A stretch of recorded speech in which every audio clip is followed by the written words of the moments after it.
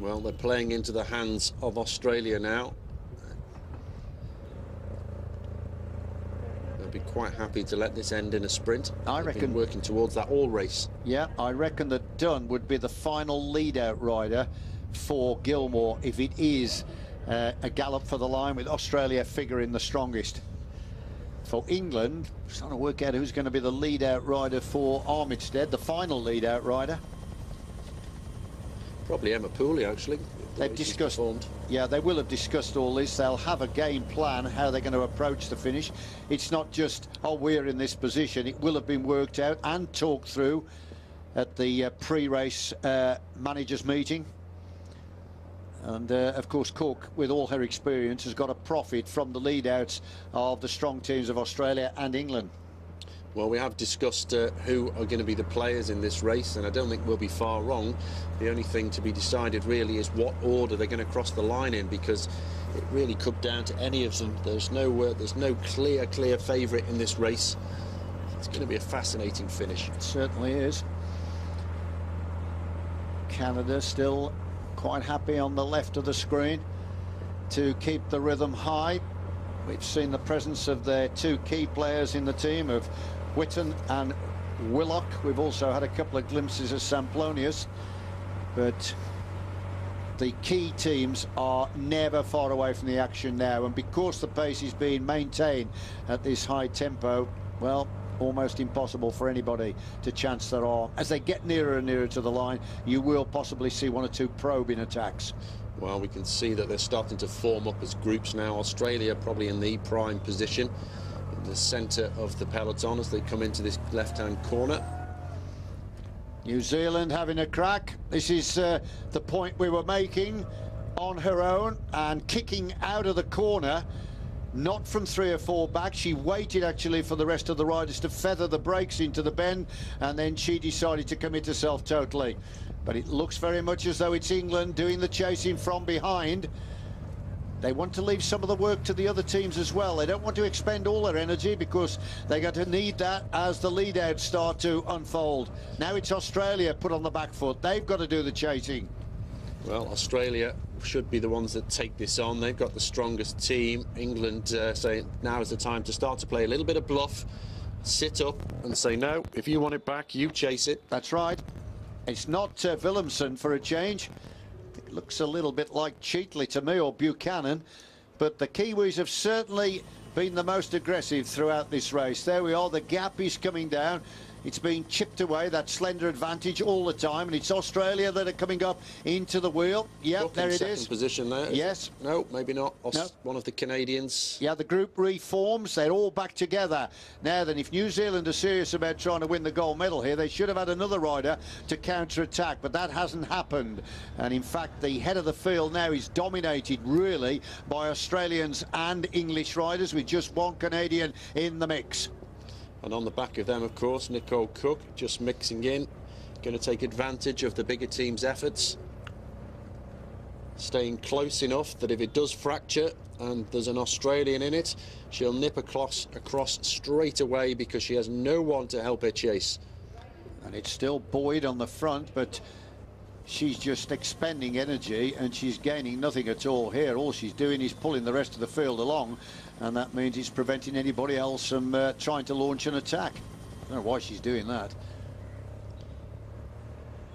Well, if the pace stays high, perhaps it's an opportunity for one of her teammates to come forward. I don't know. Yeah, Pooley's on the left there. You wonder, don't you, where the first significant move is going to come from. And clinging to the back here, and I say clinging with the greatest respect, is Halbwachs. She's had a hard race, this competitor from Mauritius. She was off the back, remember, a minute shy of the pace with Laws, but she regained the peloton, and now she's clinging to the back. But New Zealand, why is she doing this? Well, I don't get it. It's all it does is prevent anybody attacking, and that seemed to be what she was trying to achieve earlier on. But just decided to back off now, looking back for a teammate. So that does indicate to me that they did have a strategy of attack and counter-attack. She finally realised, Chris, so she sat up, and now she slipped back into third position. But the pace, every time it's lifted, you've got to start looking to see where the sprinters are. Looking for Gilmore. Corset, it looks, to me, it looks like Corset coming through now. Ruth Corset.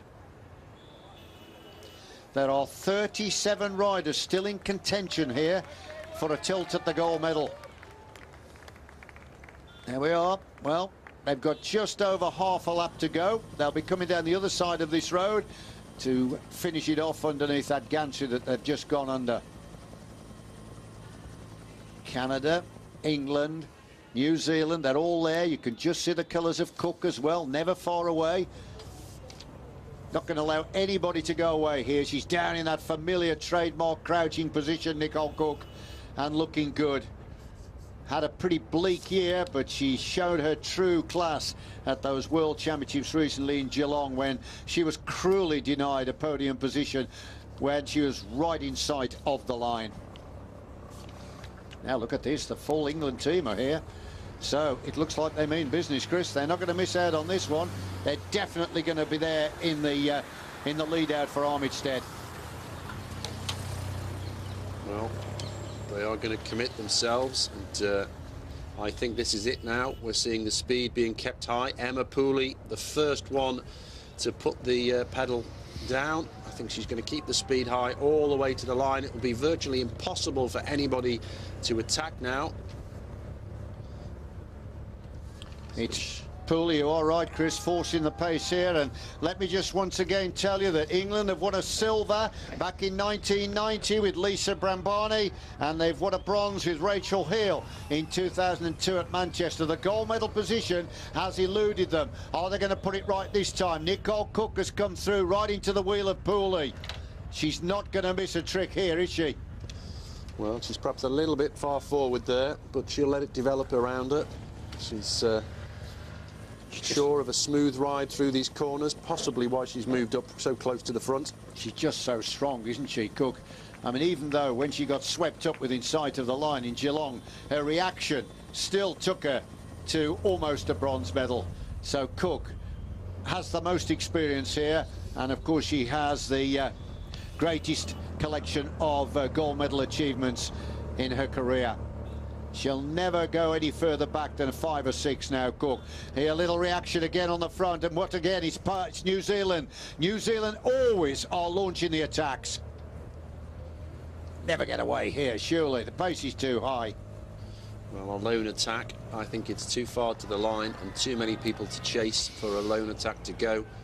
The only possibility, a real long shot, is if she managed to drag away one or two of the key opposition, but I can't see that happening. It is an attack by New Zealand. They threw that dangerous corner there where we've seen 1 or 2 crashes. Everybody's upright here, but it has caused the line to thin out due to the injection of pace at the front.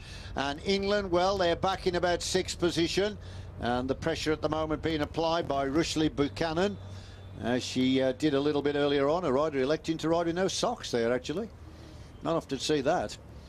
Get a more even tan. Used to see it quite a lot on the track a few years back, but that is... that was the last opportunity to attack, I think. Yeah, and, well, that's gone. You think so, unless somebody's going to try and surprise the rest in a lone bid for victory. But they are moving nearer and nearer now to that finishing funnel in Parliament Street. It's quite a good run to the line. England nicely placed now. Yep. New Zealand are there. We've got a couple of Australians. The England team are there. And now we're going to start surely to see Lizzie Armitstead, number 14 is the race number she's carrying. We're going to see Armitstead start to come through, and I think she's on the far side, on the right actually. I would say she's on the right here of the peloton. But it's now Pooley. How close is that camera by now? Well, it's on a long lens, but it's still very much helping the riders, probably about 5 to 10 metres in front. Now then, the pace is being lifted significantly here by the England trio, who are now right up there on the head of the main field. Armitstead is a little bit further back. Cook got slipped back a little bit there. She's had to make her own way back towards the front. Yeah, Cook is starting to try and get in the mix. She's right there in the middle of our screen. She needs to find a wheel, spending quite a bit of time in the wind there.